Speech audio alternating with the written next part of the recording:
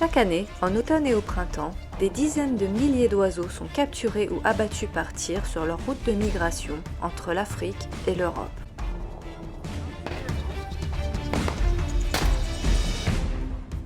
Il lui a tiré dessus. Dans les pays du bassin méditerranéen, leur long voyage s'arrête souvent brutalement par une pluie de balles. Mais avec l'aide des autorités locales, des activistes du monde entier réussissent avec brio à dérouter les braconniers. Même la nuit, ils documentent et collectent des preuves des crimes de braconnage. Ils détruisent les équipements de capture et libèrent les oiseaux des pièges. Il a de grandes chances de revoler un jour. Des dizaines d'aigles qui auraient fini en trophée chez des collectionneurs ont pu être relâchés dans la nature. Et tout cela grâce aux Bird Guards.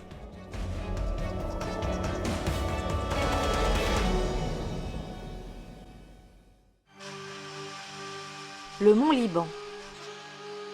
Cette chaîne montagneuse, qui s'étire sur 160 km le long de la côte méditerranéenne, est aussi un étroit couloir de migration des oiseaux européens, l'un des plus importants au monde.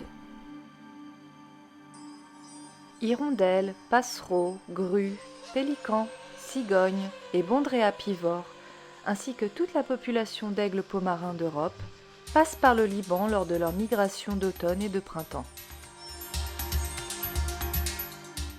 Mais pour des milliers d'entre eux, c'est aussi la fin du voyage. De très nombreux braconniers libanais abattent tout ce qui vole au-dessus d'eux. Ils font feu, bien que la majorité des oiseaux visés sont protégés au Liban et à l'international. Bien souvent, ils tirent juste pour le plaisir. Les carcasses d'oiseaux non ramassées jonchent le sol.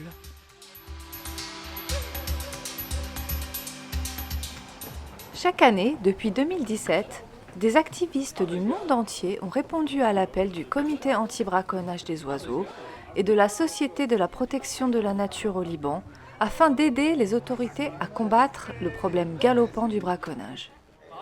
La plupart d'entre eux se connaissent déjà et ont participé à ces opérations depuis leur création. En automne 2019, il y avait 14 activistes venant du monde entier. I'm Tolga from Turkey. My name is Filippo, I come from Italy. I'm Geraldine, I'm from France. I'm Lloyd, I'm from England. I am Adonis from Lebanon. I'm Andre, I'm from Bermuda. I am Shirin, I come from Lebanon. I'm Jason, I'm from the United States. Cette équipe internationale est soutenue par des activistes locaux, comme l'Association pour la conservation des oiseaux au Liban ou le Centre de la chasse responsable du Moyen-Orient. Les opérations commencent le jour même de leur arrivée. De septembre à octobre, ils surveillent les points sensibles du braconnage par petites équipes dispersées dans tout le pays. Ils poursuivent les braconniers, documentent les crimes commis et recueillent des preuves afin de les livrer aux autorités pour qu'elles démarrent des poursuites contre les braconniers. Comme ici, à Ekbi, au nord-est de Beyrouth, où ils ont pu prendre par surprise plusieurs personnes chassant illégalement. Les braconniers tentent de négocier avec les activistes afin qu'il n'y ait aucune poursuite. Il n'y a pas d'oiseaux ici. Ils volent bien plus haut dans le ciel. C'est pour cela que les activistes doivent collecter un maximum de preuves avant même d'intervenir avec les braconniers, afin que les autorités, comme l'ISF, puissent agir.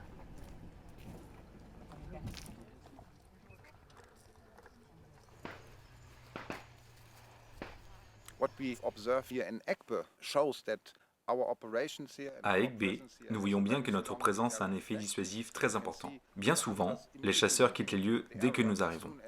Au fil des ans, nous trouvons bien moins de cartouches fraîches et surtout, beaucoup moins d'oiseaux morts. Mais ce n'est pas le cas partout. Lors d'une expédition dans le nord du pays, dans la région Dakar, Axel et son équipe tombent très rapidement sur des groupes de chasseurs avec des appelants électriques, diffusant le chant des hirondelles. Les hirondelles sont protégées et les chasser est illégal au Liban. Dans mon pays, en Allemagne, elles sont menacées. Leur population diminue. L'une des stratégies utilisées par les activistes pour lutter contre le braconnage est l'éducation. Cependant, l'objectif principal est de stopper le massacre des rapaces. Les carcasses qu'ils trouvent révèlent l'ampleur du problème. C'est un véritable fléau pour des espèces comme l'aigle pomarin.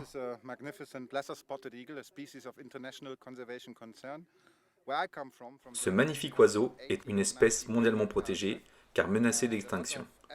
En Allemagne, nous en avons environ entre 80 et 90 couples. Beaucoup d'efforts et d'argent sont investis pour les protéger. Mais tout cela ne sert à rien s'ils sont tués ici au Liban. Ces oiseaux ne peuvent pas se reproduire avant l'âge de 4 ans et ils produisent qu'un seul petit par an. Cela veut dire que l'aigle doit traverser ce pays environ 10 fois et survivre à tous ces affronts avant de pouvoir préserver l'espèce.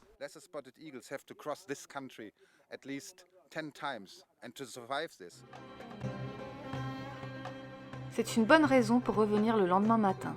C'est le week-end et la haute saison pour les chasseurs d'oiseaux. Des aigles pomarins et des éperviers tombent du ciel. Axel et son équipe tentent de localiser le braconnier. Un épervier qui tombe leur permet de trouver le coupable. Cependant, il n'exprime aucun remords et pire, il continue de tirer. Les activistes lui confisquent brièvement son arme, mais ils n'ont pas le pouvoir de l'arrêter ou le retenir. Et la police qui a été appelée doit venir d'en bas de la vallée. Ils doivent donc laisser l'homme fuir.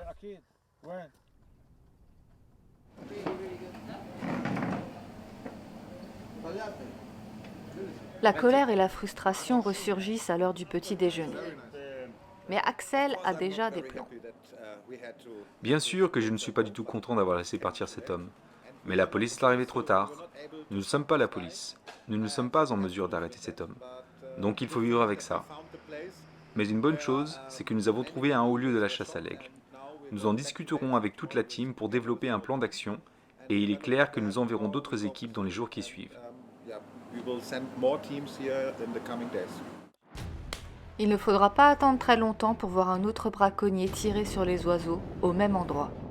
Tout a été filmé par les activistes et l'homme est arrêté par la police, qui a été bien plus rapide que la fois précédente. Cet homme est l'un des 18 braconniers qui ont été arrêtés durant la campagne de 2019. L'oiseau est blessé, mais il est possible qu'il puisse être sauvé. De nombreux oiseaux trouvés lors des opérations sur le terrain sont amenés chez le docteur Ilan. Celui-ci a de grandes chances de pouvoir voler à nouveau. Ils seront ensuite soignés par les membres de l'association Lebanese Wildlife. Après avoir été soignés, les oiseaux sont relâchés dans le sud, près de la frontière.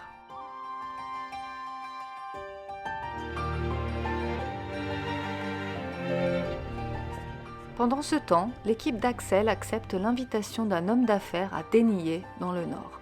C'est un haut lieu de chasse et de braconnage pendant la période de migration. Mohamed Fatfat est un hôtelier et il a son propre agenda. Je veux faire de ce lieu un sanctuaire pour les oiseaux, où mes clients pourront les observer.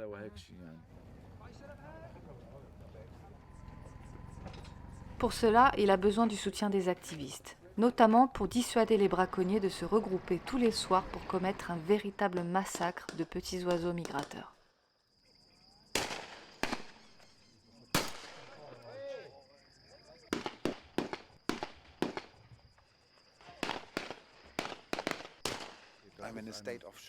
Je suis en état de choc. Honnêtement, c'est un massacre qui va au-delà de ce qu'on peut imaginer. Ce qu'il se passe ici, à cet instant, nous rend totalement impuissants. Il n'y a pas grand-chose d'autre que nous pouvons faire, à part documenter ce massacre. Je crois que personne avant nous n'avait vu cela. Vous voyez ça? On comprend mieux pourquoi ces oiseaux sont en voie de disparition. C'est une situation qui ne peut certainement pas être réglée par la police. Il y a des centaines de braconniers à la ronde, et ils sont tous de la région. En fait, il y a tellement de braconnage et de tirs à Deniyeh qu'il y a des signes à chaque coin de rue pour rappeler aux chasseurs qu'ils sont près de quartiers résidentiels où il y a des enfants. En plus de la chasse de nuit, beaucoup d'oiseaux sont également tués en journée, comme les cigognes et de nombreux rapaces. Ce sont des cartouches d'AK-47, aussi connues sous le nom de Kalachnikov. Au Liban, la majorité des gens ont des armes automatiques. Axel et ses collègues cherchent les carcasses et résidus des massacres diurnes et nocturnes qui se produisent dans ces lieux. Lloyd Scott est un activiste du Royaume-Uni. Il identifie les carcasses trouvées et malheureusement constate que beaucoup de ces espèces sont protégées.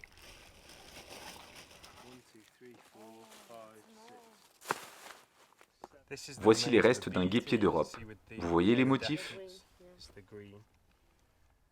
Ça, c'est un engoulevent. Ils sont assez proches de ceux-là, les hibou scops. Les engoulevents sont en fait comme des hiboux primitifs. Cet oiseau-là, c'est un râle déjeuner.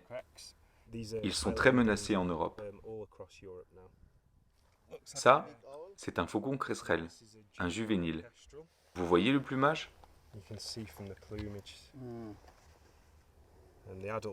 Les adultes ont des motifs plus foncés au bout des ailes.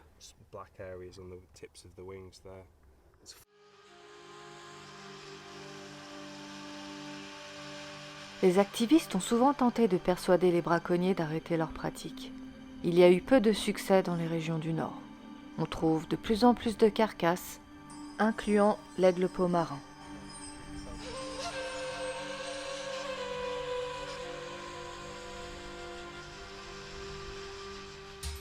Lloyd est abasourdi par l'ampleur du problème. De tous les pays dans lesquels j'ai participé à des opérations anti-braconnage, le Liban est certainement le plus nuancé. Il y a des moments où tu es là, à photographier des dizaines d'oiseaux morts, et quelques minutes plus tard, tu lèves la tête et tu vois un spectacle incroyable. La migration est vraiment un phénomène de toute beauté. Tu oublies l'horreur un instant, et un moment plus tard, tu fais à nouveau face à un massacre. Je me demande vraiment pourquoi les gens font ça.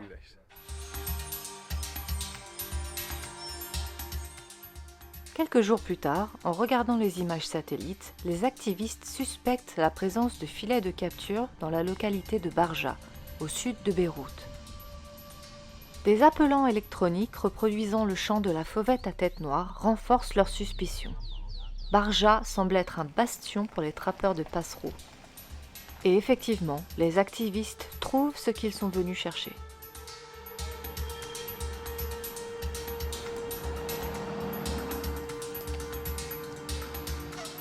Ils prennent d'assaut la propriété avec l'autorisation de l'unité anti-braconnage officielle et collectent tout le matériel de capture.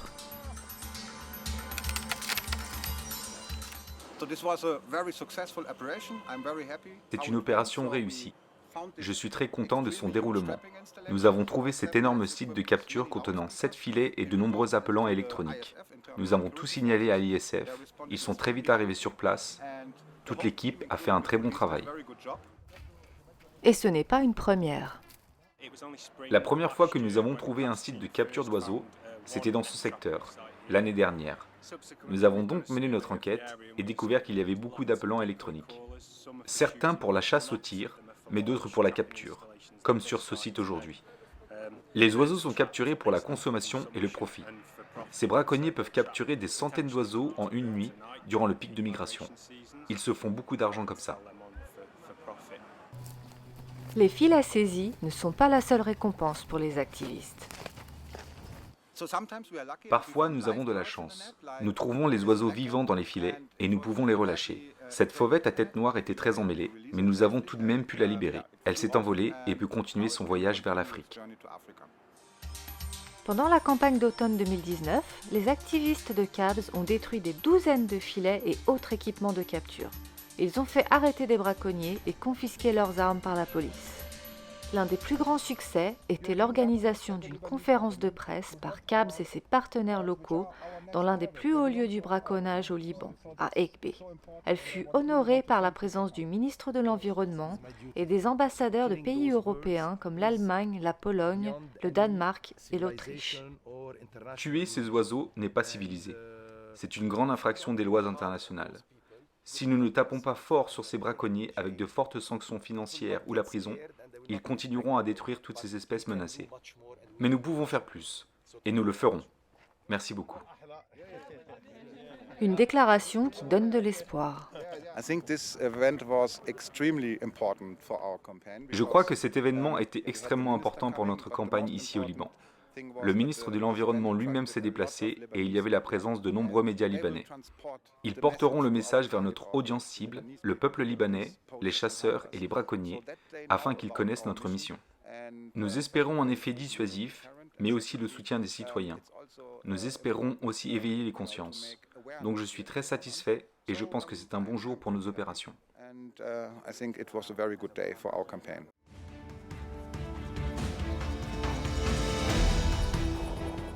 Et pour que les oiseaux puissent un jour voler en toute sécurité au-dessus du Liban, les Bird Guards ne lâcheront rien.